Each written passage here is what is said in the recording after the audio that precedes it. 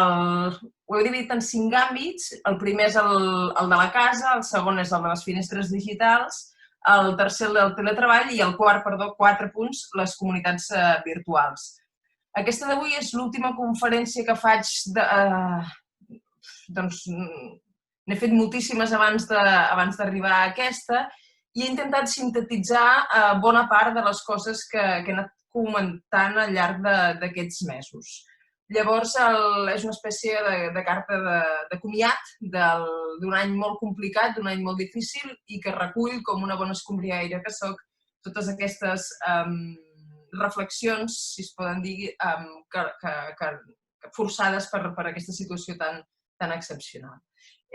Compartiré pantalla, no perquè siguin molt especials, les imatges que he portat són només 12 diapositives, 12 finestres, però em serviran una mica d'eix articulador o de caminet per explicar una mica, o per entendre millor el que intentaré explicar.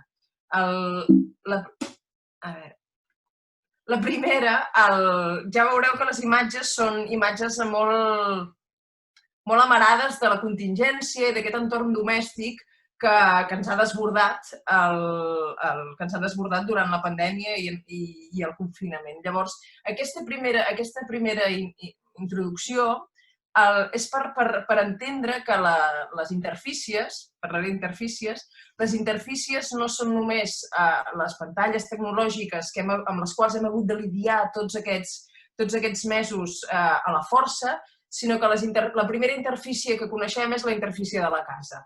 És aquesta idea d'espai relacional, espai de relació amb llenguatges dissímils i que ens confronta, diguéssim, als primers mites i a les primeres pors, per dir-ho així. És un espai de negociació, és un espai de misteris, és un dels elements antropològics més bestials que existeix i si la casa és interessant, ho és també per tot el que l'envolta, és a dir, per tots aquests espais intersticials on ens trobem amb els altres. Espais intersticials com les balconades, espais intersticials com les aceres, l'escala de veïns, els patis, els terrats, tot allò que no és el centre de la casa. Llavors, amb el confinament, el que perdíem precisament era aquests espais informals que ens predisposaven a la trobada amb l'altre. És veritat que hem ocupat intensivament els balcons, els que el teníem, o alguns terrats els que el teníem, però després la normativa ens ha privat d'aquests espais intersticials, d'aquests espais de relacions socials. I això era la primera idea que volia posar. La segona és, evidentment, que a falta d'espais intersticials, d'espais informals de relació, ens hem hagut de conformar amb l'espai de la casa, amb l'espai intern domèstic de la casa. Un espai que ens ha limitat a les finestres, això és el meu fill, mentre venien les ambulàncies a buscar el veí de sota, només som 3 veïns, i un veí que es va morir de coronavirus, i era el moment aquell on passava alguna cosa al carrer, perquè realment l'espai públic va adquirir una dimensió irreal molt evident. Amb aquest buidatge de les ciutats, de fet, van com renaturalitzar l'espai públic. Llavors, les finestres eren l'única interfície de contacte amb la realitat. Llavors, el confinament, per mi, una de les primeres coses que ens va ensenyar és que, i això ho explico a fils, parlant, per exemple, de confinament, mesos abans que ens confinessin, quan encara no existia ni la paraula coronavirus, perquè ja hi havia una obsessió sobre aquelles persones que mantenien confinades o que la història ha confinat quasi d'una forma fins i tot molt normal o molt normalitzada. Les dones tancades a casa, esclaus, servents, camps de refugiats. És a dir, hi ha molta més persona que viu quasi en estat de confinament que en estat desconfinat o en estat de llibertat natural. Llavors, el confinament, si ens ensenya una cosa, és que la nostra relació amb el confinament ve de molt lluny i no és una situació vinculada amb l'estat d'alarma ni una excepcionalitat, sinó que és una eina de control social molt efectiva i així ha estat al llarg de la història. L'altra cosa que ens ensenya el confinament o que hem pogut reflexionar és aquesta perspectiva adultcèntrica on ja no només l'espai públic, sinó també l'espai privat està tot articulat des de la perspectiva de l'adult, no? De l'adult productiu, d'algú que el que fa és circular pels nervis de la ciutat o per les estances de casa seva d'una forma productiva i estrictament funcional. I l'antic somni daurat del segle XX, que és aquesta idea de poder tenir una casa, i en alguns casos una casa de somni, doncs el subtext que hi ha és aquest funcionalisme, aquesta mercantilització de qualsevol tipus d'espai, sigui domèstic o sigui exterior. De fet, a Història de la vida privada diuen només cal agafar el patró de la casa de nines per veure que tot l'espai està articulat des de la perspectiva adulta, que els nens no són considerats per res en la construcció, en l'articulació d'una casa. No hi ha cap espai que estigui pensat per ells. I durant el confinament vaig entrar en una figura molt interessant, que és la de l'arquitecte Aldo Van Eyck, que després de la Segona Guerra Mundial va ser la persona que va rescatar els solars abandonats per convertir-los en espais de jocs per la mainada. I va ser el primer que va, d'alguna manera, pensar la ciutat a partir de dos conceptes claus, que són l'ocasió i la reciprocitat. Ell deia, hem de construir parcs, però a partir d'elements no biomòrfics, com els sorrals, com estructures metàl·liques, cúpules, vegetació, elements que fomentin precisament l'ocasió i la reciprocitat, que és tot el que el confinament precisament va anul·lar. Llavors, diu, el nen que salta, corre i grimpa, i trepa i escala, aquest és el nen que pertany al paisatge urbà i hem de pensar-lo en aquests termes. Això és uns frames d'Aldo Van Eyck. Fixeu-vos que les intervencions en l'urbanisme són mínimes, és un petit desnivell, és una mínima estructura i de cop tot canvia, tot es presta al joc. Llavors també, evidentment, Mon oncle de Jacques Tati, on hi ha aquestes perifèries urbanes on els nens fan la seva, que queda confrontat amb la imatge de la casa burgesa o la casa automatitzada de les classes benestants o aquests cubicles de gent confinada treballant en les seves pròpies oficines. Això és la finestra de l'escriptori, que és on he passat pràcticament tots aquests mesos. Evidentment està una mica bruta, ja em sap greu, s'hauria de batejar una mica, però donava la imatge, la vaig voler posar perquè realment era aquesta la visió que teníem durant el confinament, una visió molt tèrbola, una visió molt incerta que no ens permetia acostar-nos a res més que aquestes interfícies de privació. No de privacitat, sinó sobretot, crec jo, de privació. Llavors, aquestes pèrdues que he anat com descrivint, el que van fer va ser que ens aboquéssim d'una forma força irracional i molt poc meditada a les finestres digitals, que evidentment al principi van servir com a salconduit perquè la situació era tan anòmala que només podíem comunicar-nos a través d'aquesta tecnologia.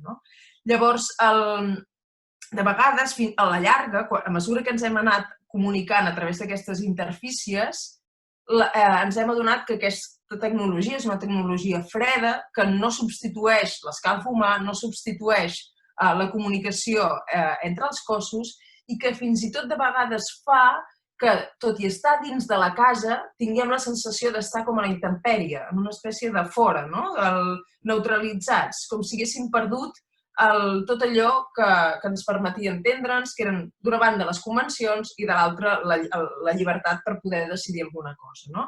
I en aquest estat neutre anàvem passant una mica els dies.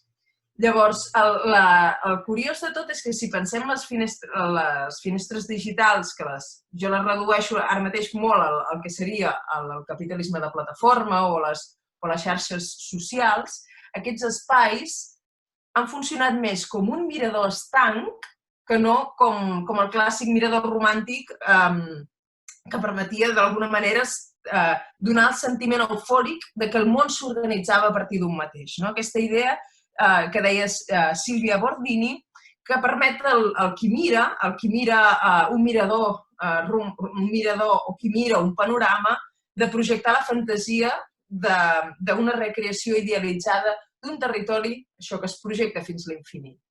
Les finestres digitals no, és la projecció d'una mirada molt productiva i molt limitada al funcionament de les pròpies interfícies. Llavors, un se n'adona que això, que les finestres digitals el que fan és més que projectar, guiar, pautar, constranyir fins i tot. Les finestres digitals són espais ambivalents, són espais de voyeurisme i d'exhibicionisme, són espais que ens permeten mirar però alhora ser vistos. I és curiós que, recuperant algunes cites interessants, que Baudelaire deia que en un palau no hi ha ni una cantonada d'intimitat. Doncs bé, amb el confinament ens hem adonat que no calen grans palaus per perdre la intimitat, allò que deien de Versalles i de la gent que defecava a la vista de tothom, sinó que avui en dia l'hem perduda absolutament, aquesta intimitat, en la mesura que deixem que aquests ulls incansables de les finestres digitals estiguin oberts permanentment 24 hores al dia a les nostres pròpies llars. Són els espais on hem abocat el nostre desig.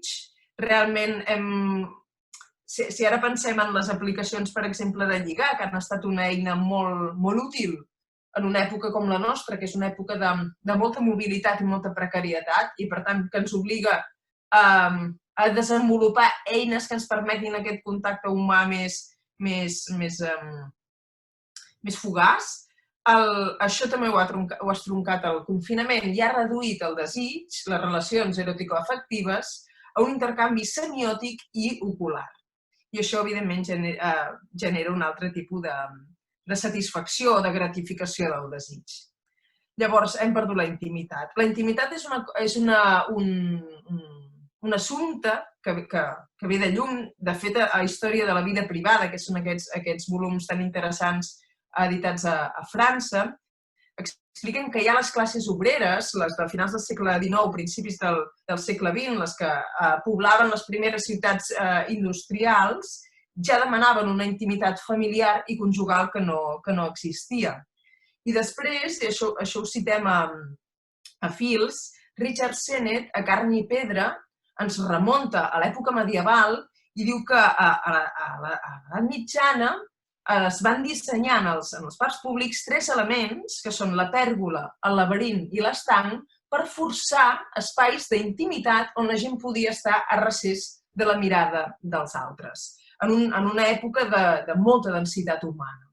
Llavors, estar a recés de la mirada dels altres és molt important. No en som conscients de com n'és de caníbal la mirada dels altres, de com desgasta la mirada dels altres, fins que de cop fem un burnout psicològic i ens sentim completament vulnerats, afectats i esgotats, i no sabem per què. I potser és tan senzill com que hem estat tan exposats a la mirada dels altres que ja no hi ha un racó nostre que no estigui com cansat, o esgotat, o ferit, o vulnerat.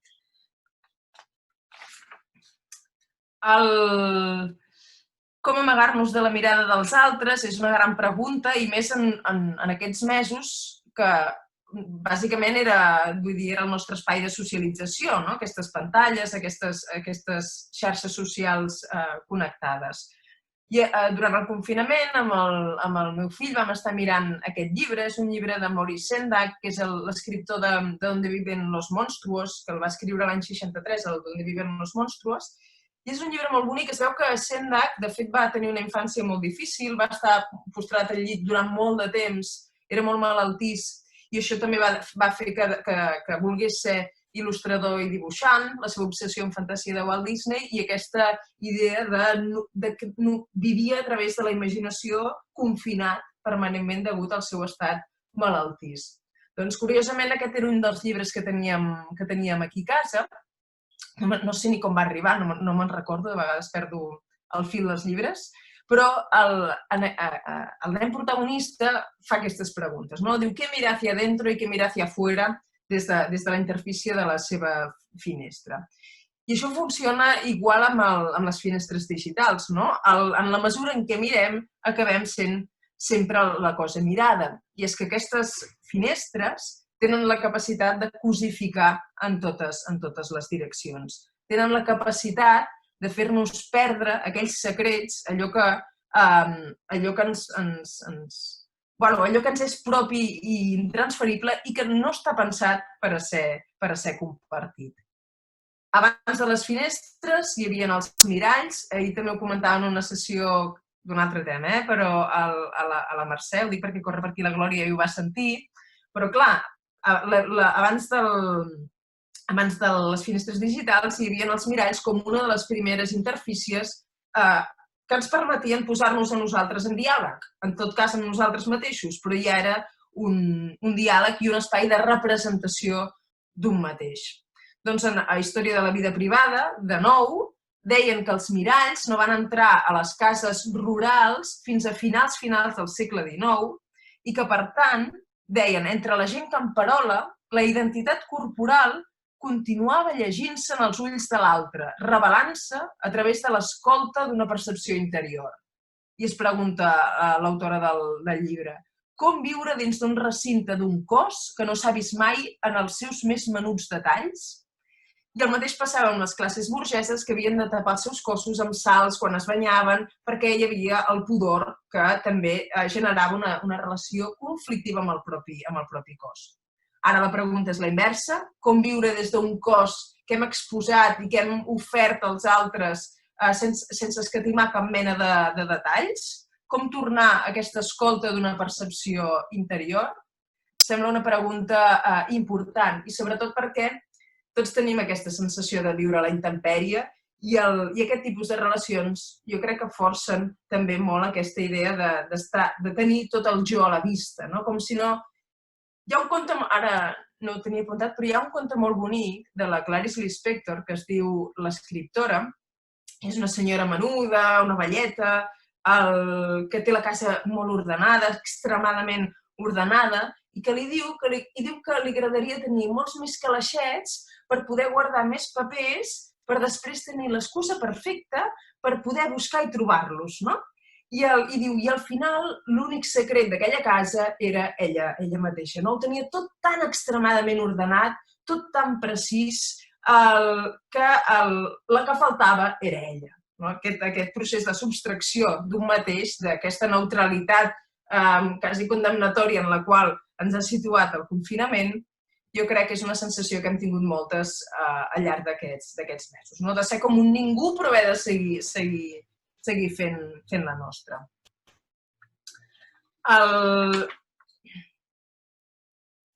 Evidentment, la sensació era molt ambivalent, era la de pèrdua d'intimitat i la de només tenir aquest espai íntim, però amb aquestes tensions d'haver-lo convertit en una plaça pública. En una plaça pública, no només pel fet de socialitzar amb els altres a través d'aquestes interfícies, sinó també perquè el teletreball ens obligava a haver de tenir reunions, etc. Llavors, aquesta doble funció de l'espai privat estava en tensió permanent i això ho hem patit totes, és evident.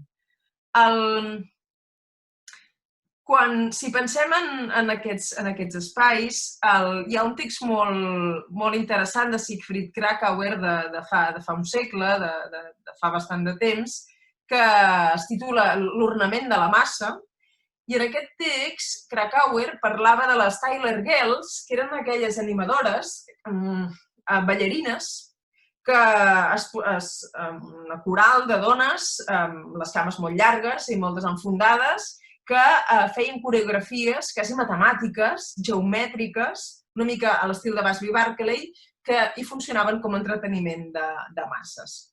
I es deia l'ornament de la massa, el text aquest.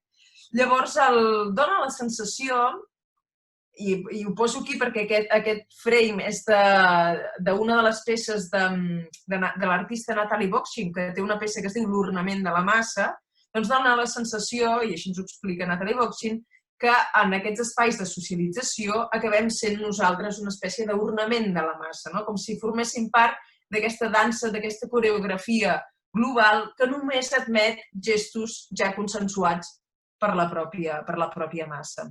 I això, evidentment, es viu amb un cert pesar, és a dir, ser sempre massa, ser sempre aquest espai cartesià, quasi matemàtic de la massa, et genera una incertesa i una frustració, crec, a la llarga bastant importants. L'altra qüestió és la d'allò performàtic. Això és una cosa que explico l'ull i la navalla, la diferència entre com vivíem les habitacions pròpies quan no estàvem permanentment connectats a com les vivim ara.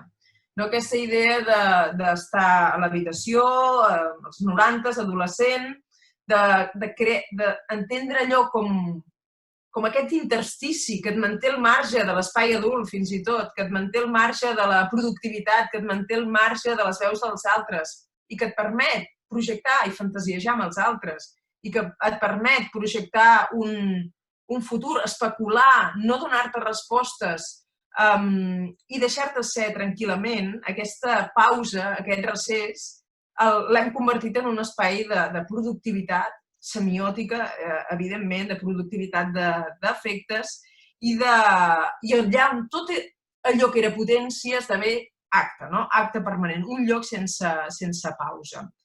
Ens atabala semblar que estem sols, no hi ha zero, sinó semblar-ho als ulls dels altres i per això ens camuflem amb aquesta espècie de cuirasses digitals per protegir-nos de la nostra pròpia soledat i d'alguna manera de les preguntes essencials. Al final també ens protegim de pensar les coses amb totes les seves conseqüències.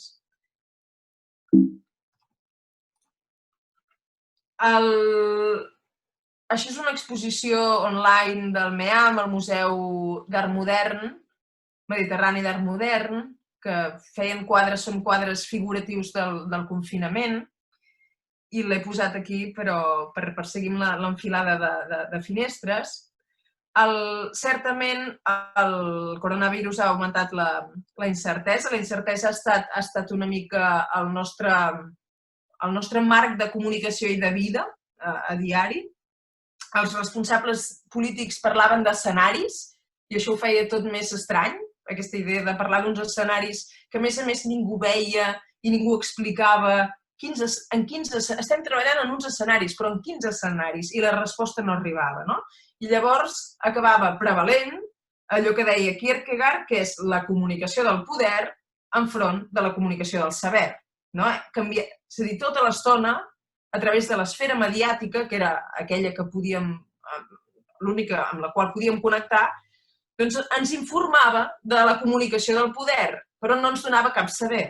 Llavors, hem naturalitzat la incertesa i aquesta incertesa ens ha fet clicar més, ens ha fet refrescar les interfícies, quasi com un acte de desesperació, com una espècie de pregària, de doneu-me la resposta que ens falta, doneu-me la dada que ens falta, i aquesta era una mica el ritual que manteníem cada dia. En el meu cas, jo refrescava de forma força obsessiva les xifres, com l'únic esquer que em permetia saber alguna cosa, i sabent que era un saber molt abstracte i molt banal, que no servia per absolutament res. Llavors, una altra cosa que ens ha ensenyat el confinament i aquesta relació extremadament mediatitzada amb els altres és que ens adaptem a les circumstàncies més que no creem circumstàncies. És a dir, que estem tota l'estona a remolc de les circumstàncies que creen els altres, i aquests altres són la classe política per una banda, la classe mediàtica en connivència amb la classe política i també, això ho afegeixo, les xarxes socials com a espais de creació de circumstàncies pròpies i personals. I això és important tenir-ho en compte, perquè també el no poder decidir quines són les circumstàncies en les quals ens trobem, les mínimes circumstàncies, això també mina la moral, sense cap mena de dubte. en quant a aquestes xarxes socials com a espais de creació de circumstàncies, certament les creen, i les creen a través d'uns certs mecanismes que vaig a sintetitzar com en 5 punts, i perquè és d'alguna manera el que he comentat sempre més i ja em cansa, és l'evidència que el confinament el que ha aplaudit i fomentat és el que es coneix com a capitalisme de plataforma, és a dir, Netflix, Amazon, Google, Facebook, etc., el que es coneix com a capitalisme de plataforma. Aquestes plataformes que funcionen com un espai d'extracció de dades i fan de l'extracció de dades el seu mecanisme per augmentar, per créixer de forma exponencial. Fins i tot un sociòleg molt famós com David Harvey ho ha anomenat la Netflix Economy directament, ja amb el nom de l'empresa. Ho va dir aquesta primavera del 2020, perquè realment han estat les grans guanyadores del confinament. No? Evidentment, després hi ha tot el tema de farmacèutiques, temes que a mi se m'escapen i que potser en el debat poden arribar a sortir. Però, en tot cas, les empreses del capitalisme de plataforma són realment les que han guanyat. Aquestes fàbriques transparents del comportament i de la moral pública que se'ns ofereixen com a dents primordials, com allò que deia Lewis Mumford, que sentim una gran atracció per aquests espais d'abundància perquè ens recorden a la dent primordial, com si ho tinguéssim tot a la vista i tot a mà.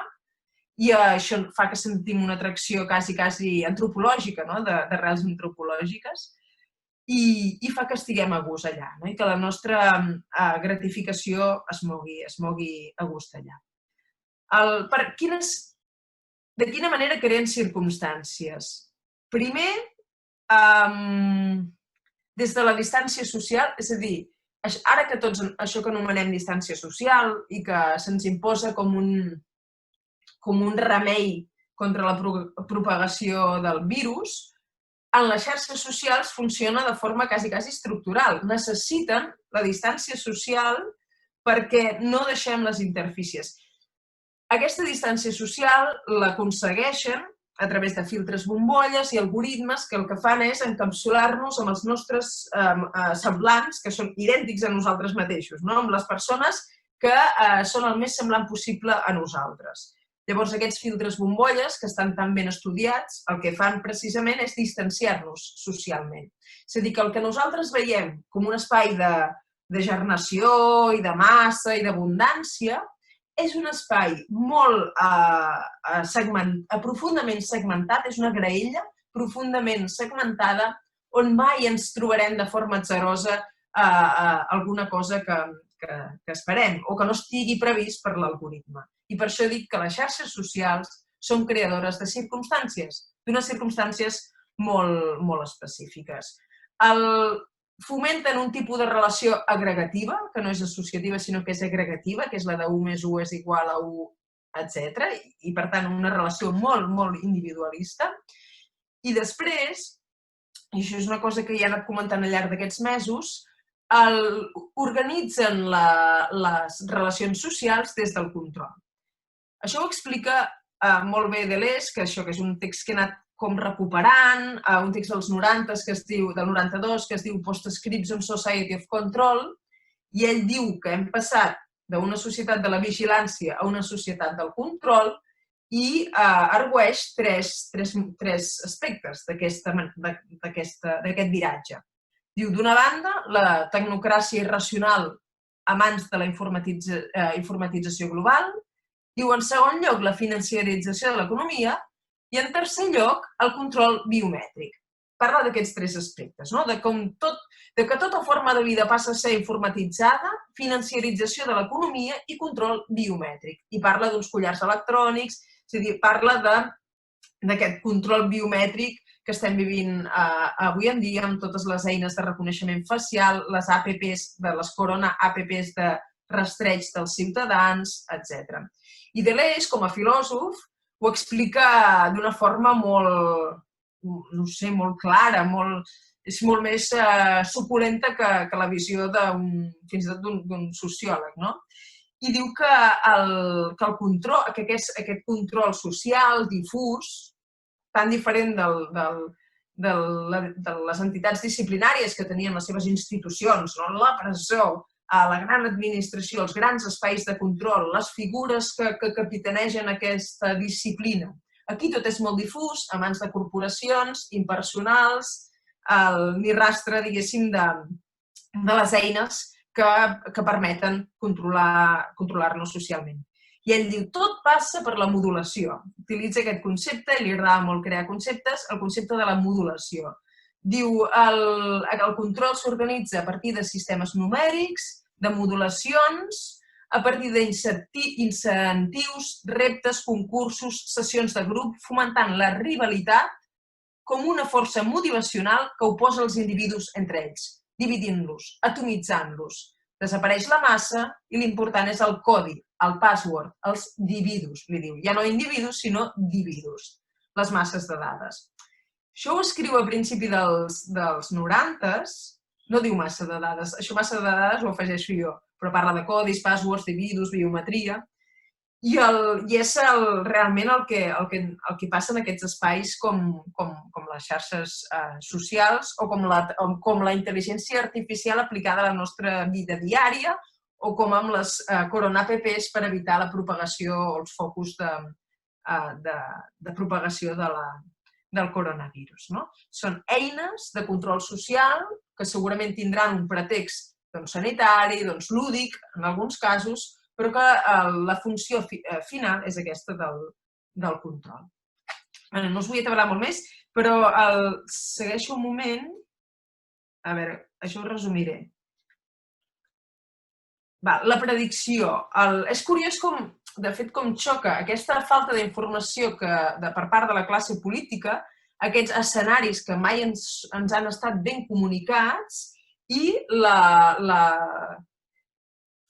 el coneixement matemàtic que tenen aquestes plataformes dels nostres comportaments socials. La Shoshana Zuboff diu que són fàbriques del comportament, literalment, aquests espais. I on el que es ven és un producte de predicció, diu, dades del comportament per als futurs mercats de comportament.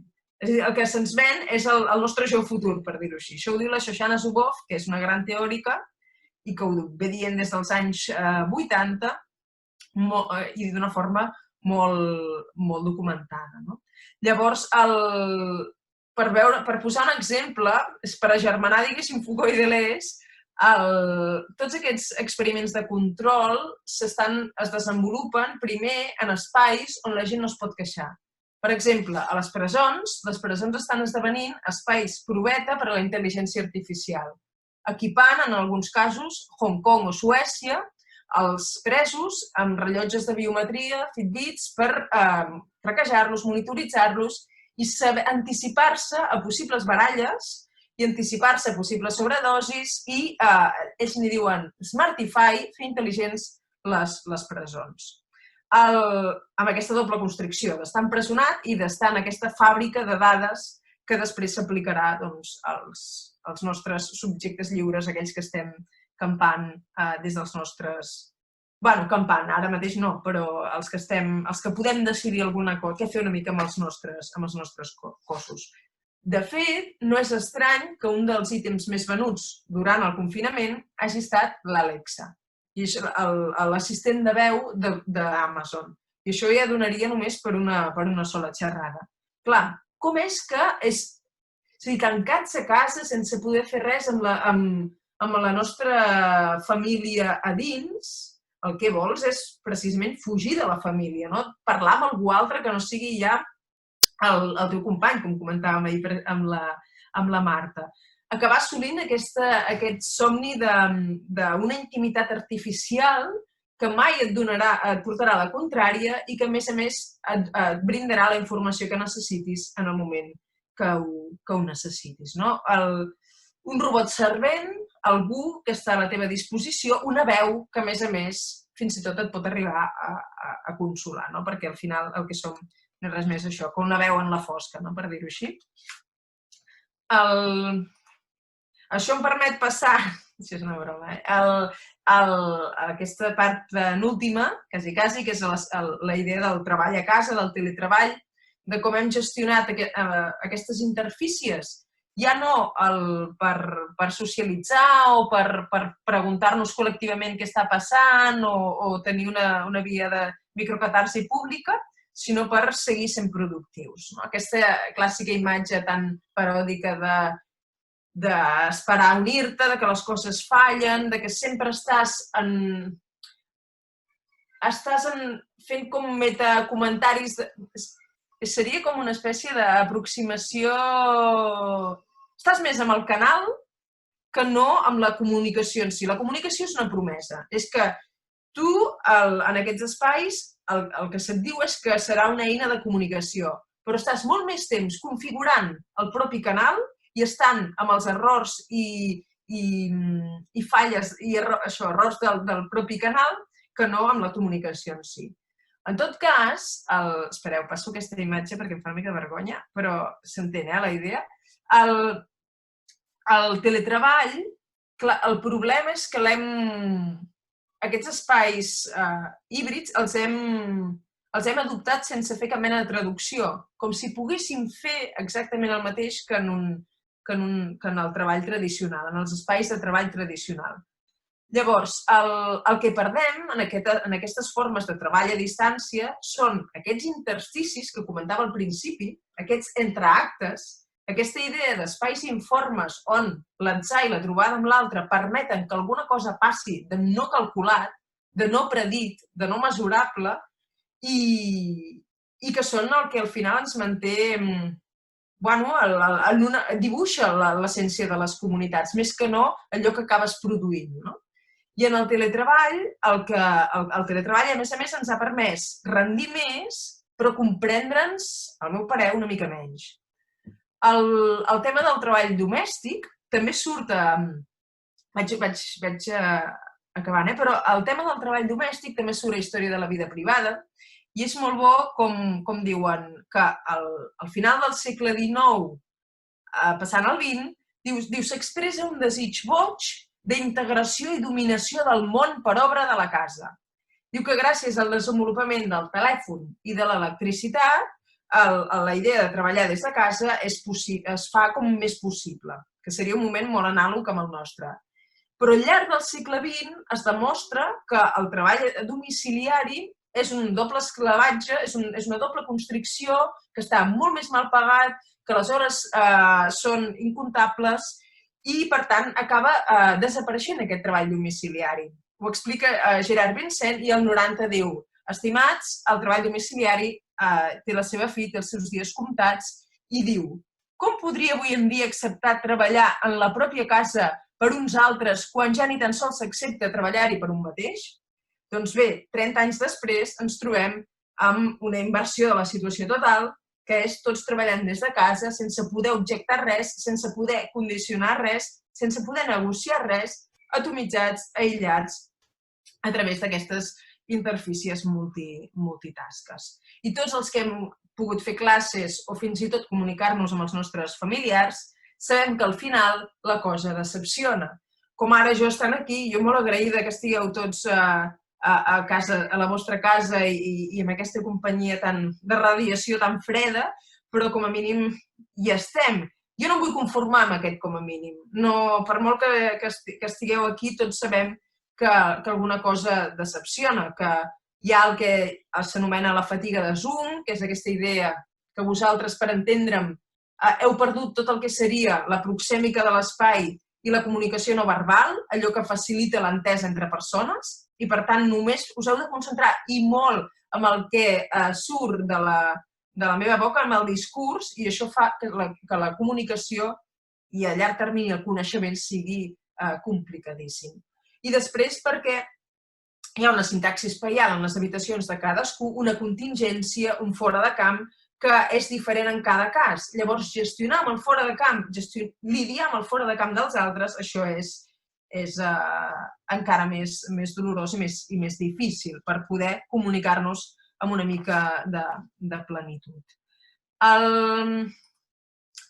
L'última part la volia dedicar a fer alguna observació o reflexió sobre la comunitat virtual.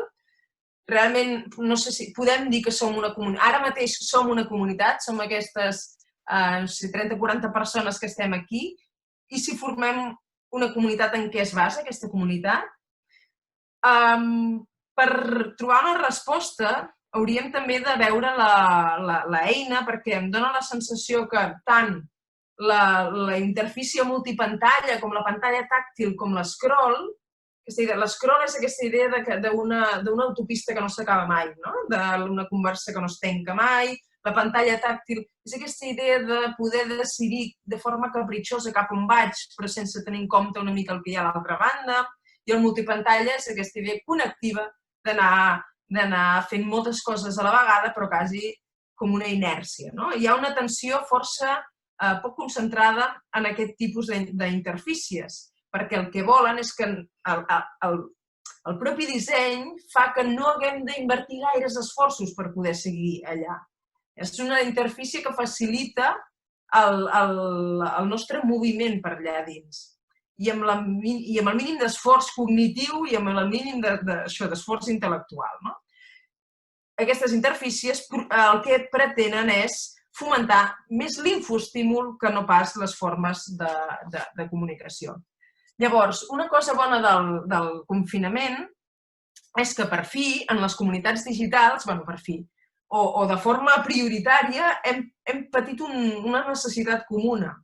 Estàvem, per exemple, a les xarxes i cadascú ja no anava, és allò que en diuen, cadascú tenia la seva pel·lícula. No, aquí de cop la necessitat comuna ens feia estar amb una atenció i amb unes expectatives i amb unes ganes de posar-nos en comú i de fer alguna cosa. El problema és que el confinament físic impedia que es pogués fer alguna cosa. No hi havia repte que es pogués solucionar. Al final, les comunitats s'han de pensar des de la seva interdependència i el confinament també ha problematitzat aquesta interdependència. I la gent que ha tingut pares o gent gran a les residències, mainada, és a dir, els que han tingut a altres a qui procuraven cures o amb qui tenien una relació d'interdependència i que s'ha vist estroncada pel confinament, saben de què parlo. Aquesta idea que la interdependència es trenca i l'única interdependència que hem viscut és amb la dels animalons que han assaltat per fi les ciutats de forma completament inesperada. I això em porta a l'últim punt, al punt final, que per passar un debat hi ha un espai més dinàmic, que és la idea de, projectant la idea de comunitat, la idea perdó, torno a començar, la idea de comunitat, interdependència i relacions amb aquests altres, amb els altres, que al final són no aquells que l'algoritme ens reuneix perquè són idèntics a nosaltres mateixos, sinó precisament són allò que ens és més estrany i estranger alhora. Per mi, quan parlar de comunitat és parlar d'aquesta estrangeria i d'aquesta diferència que el que fa és haver-nos d'esforçar per conviure en un mateix espai. Des d'aquestes tensions, des d'aquest dissens i des d'aquesta diferencialitat. Llavors, durant el confinament, em vaig escriure unes cartes, com deia en Jordi, amb la Marta Segarra, i ella va fer referència a un llibre preciós de John Berger, que és Per què mirem els animals. I apuntava la qüestió del zoològic. I no és res estrany de forçar l'analogia i entendre que nosaltres, durant el confinament, ens sentíem una mica també com un zoològic.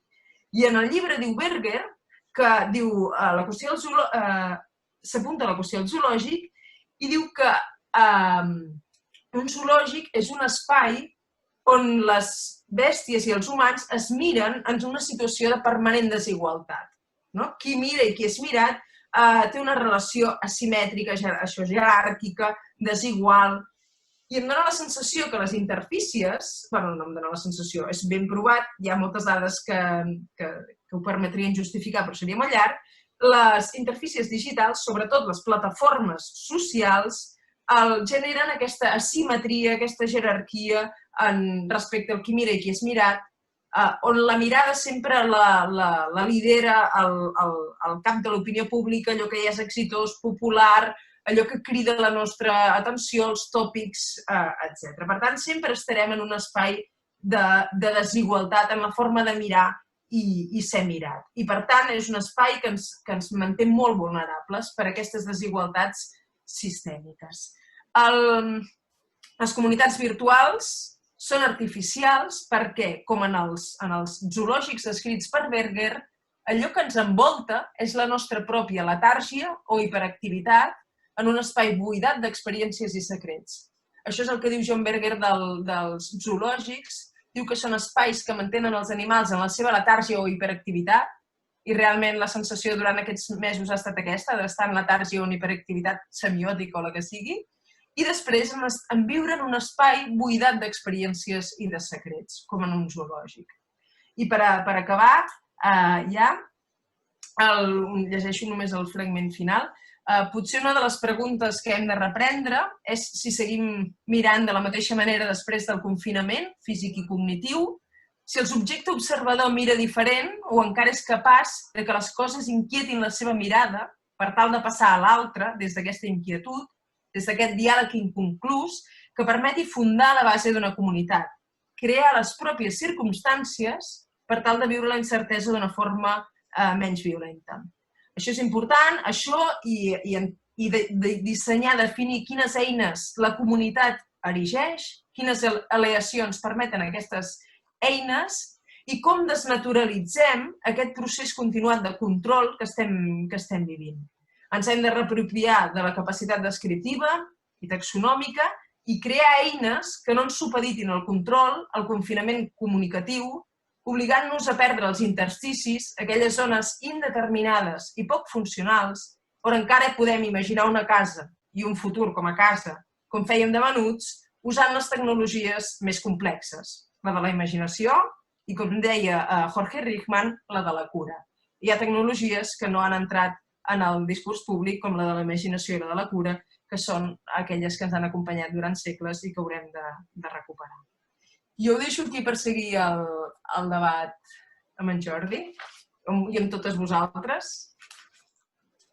Doncs moltes gràcies, Ingrid. Em sentiu bé ara? Sí. Perdoneu que només he vist al xat que no m'estava sentint bé quan ja era massa tard, quan ja havia acabat. I suposo que és un altre exemple d'això que estava explicant l'Ingrid, que el canal sovint té més protagonisme que el missatge i passes més estona intentant ajustar el canal que no pas que pren un protagonisme que ens distreu. Aleshores, bé, moltíssimes gràcies per aquest repàs sobre com les finestres digitals s'han posat en el centre de les nostres vides i com ara tenim aquesta vida basada en el teletreball, molts de nosaltres, com aquestes finestres digitals, les pantalles, estan al mig de moltes relacions humanes. Tu en el llibre preguntes, en el maig, en una de les últimes entrades, com hauríem viscut el confinament sense internet. Això és una pregunta molt curiosa i voldria saber com la respons mig any després.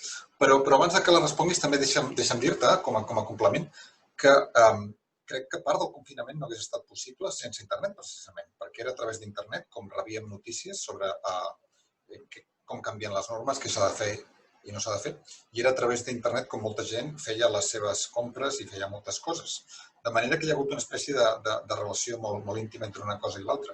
Tu aquesta pregunta de com hauríem viscut el confinament, com la veuries ara? Em costa molt, també un dia en una entrevista em deien imagina't un món d'apagada tecnològica, un món de desconnexió, on s'ha produït la desconnexió i no ens podem connectar a la xarxa. Però, clar, quan es parla de desconnexió ho has de relacionar després també amb... Crisi energètica era. Llavors ho has de relacionar, evidentment, amb totes les formes de producció social i econòmica que envolten l'esfera tecnològica o que estan vinculades amb l'esfera tecnològica que ara mateix és pràcticament tot. Per mi hi ha un moment molt interessant del confinament, al principi, quan va ser més estricte, aquelles primeres setmanes, que van deixar les redaccions de mitjans i de televisions amb equips mínims, que per tant no es podia desplegar l'agenda i no es podia desplegar la informació de forma natural, hi havia una sensació de temps suspès, com una espècie de kairos, com si el temps cronològic s'hagués anul·lat, hi hagués un temps suspès, un temps de preguntes, un temps on es posava, deien, estem aquí per servir-vos públicament, però donaven alguna dada, però no hi havia gaire més informació. A mi aquells primers dies o setmanes van ser uns dies molt anodins i que em van reconfortar molt. Aquesta idea de no tinc cap mena d'informació, no hi ha les eines per donar-nos la informació i ara mateix no les necessitem.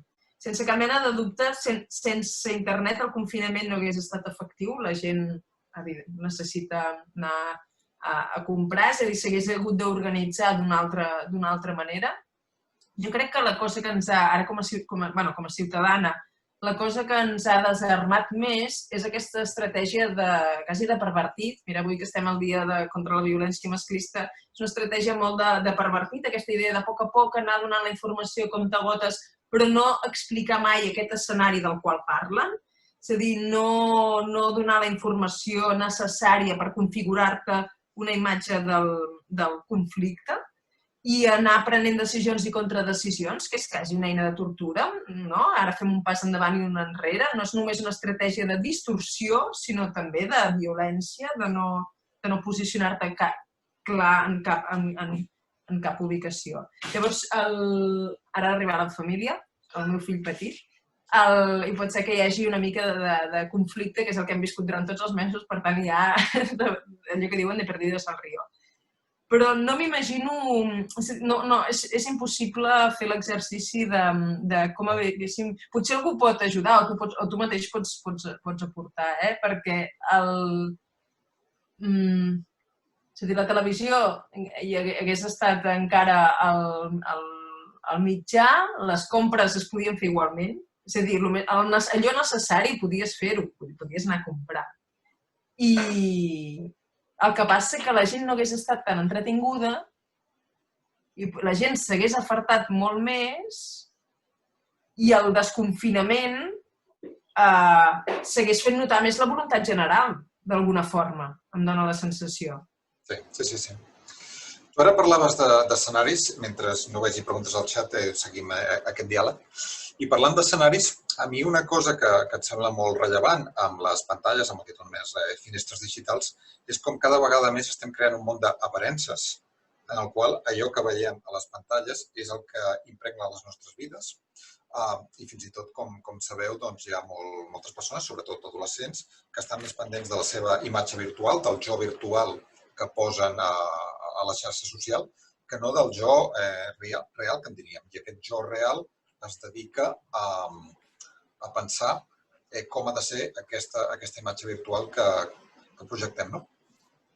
I això una mica ho relacionaria, aquest fet que vivim cada vegada més en un món d'aparences, amb això que anomenaves intempèrie digital, perquè evidentment aquests mitjans ens permeten un accés al coneixement que és increïble, no? Tu i jo accedim, i tothom, a articles científics i el que sigui, que d'altra manera difícilment no hi podríem arribar. Però també la ficció, i una ficció que sovint és construïda, va guanyant pes.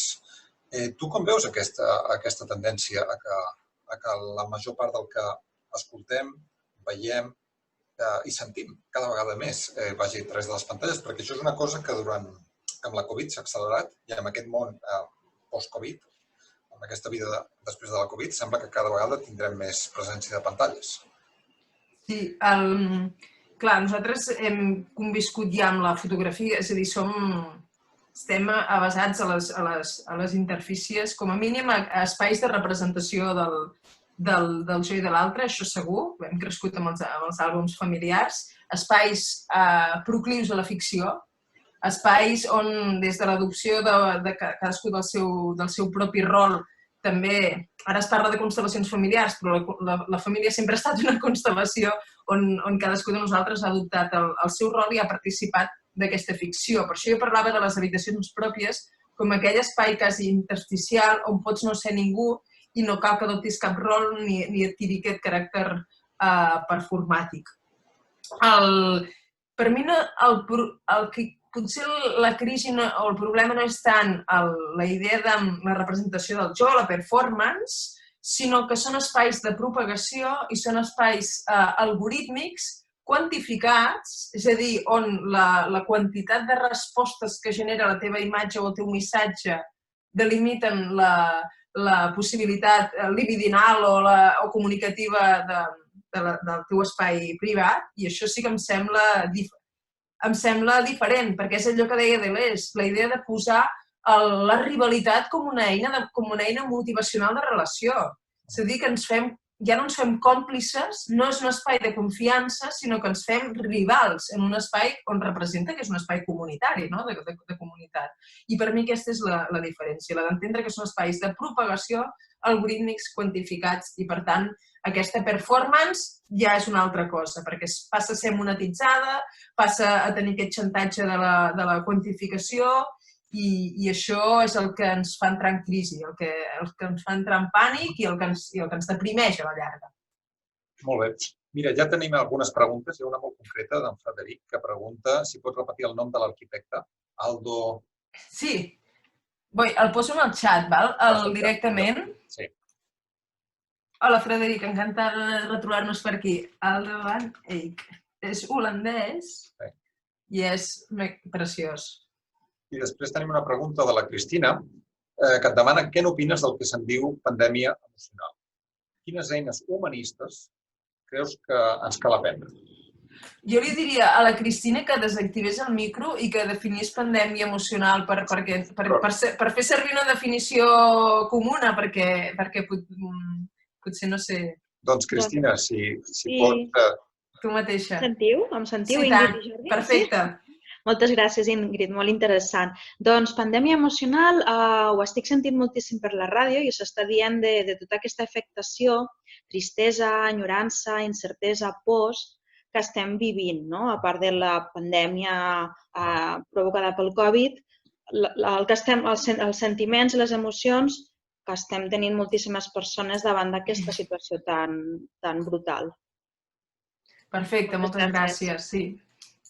A mi una de les coses que em va xocar o impactar més del confinament era aquesta impossibilitat de despedir els morts.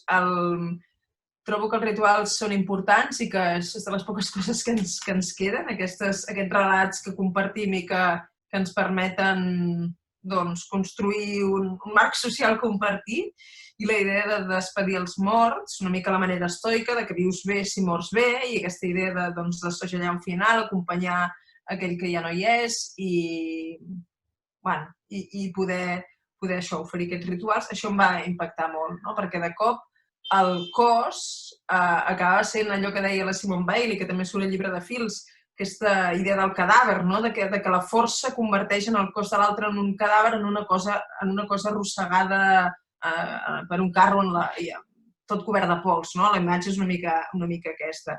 Llavors, allò que deien que els envasaven al buit com amb una funda especial, que no els podien enterrar més que 3 persones separades, i tota aquesta gestió quirúrgica de la mort va ser una de les coses que jo crec que ha de ser més impactant, que si ho vius en primera persona, evidentment t'ha de generar és que ja no és un malestar, és un llim, com si el diferiment del dol, del dolor, aquesta cristal·lització de la despedida, jo crec que situa l'individu això en un llim, en una irrealitat.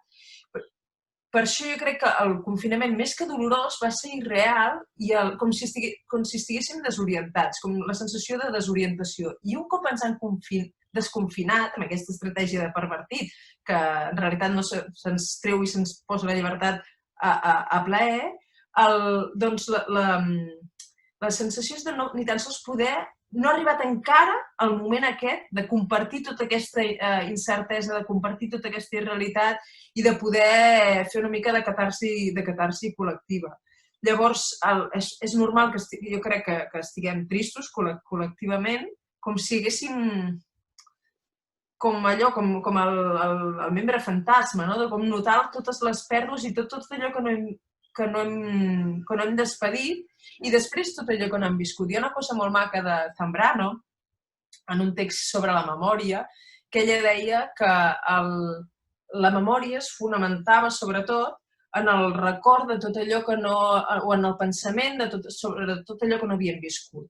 I que a partir de tot allò que no hem viscut sorgia a nosaltres una responsabilitat o un sentit responsable que ens lligava a la vida. Llavors, aquest sentiment d'allò no viscut ni tan sols l'hem pogut transformar en aquesta responsabilitat, perquè encara estem en una situació de privació. Llavors, jo no soc especialista en emocions, però sí que sé els efectes psicològics, per exemple, que comporta aquesta vida a través de les pantalles de confinament social, que al final el que són, podríem fins i tot dir que certes xarxes són espais de confinament social i d'impacte emocional que tenen. I llavors podríem afegir això, la gestió del dol, la falta de resolució o de punt de retrobada que ens permet harmonitzar tot allò que no hem viscut i harmonitzar tota aquesta estranyesa i aquest dolor que hem anat, i realitat sobretot que hem viscut al llarg d'aquests mesos. És una resposta una mica vaga, però... Molt bé, gràcies, Ingrid.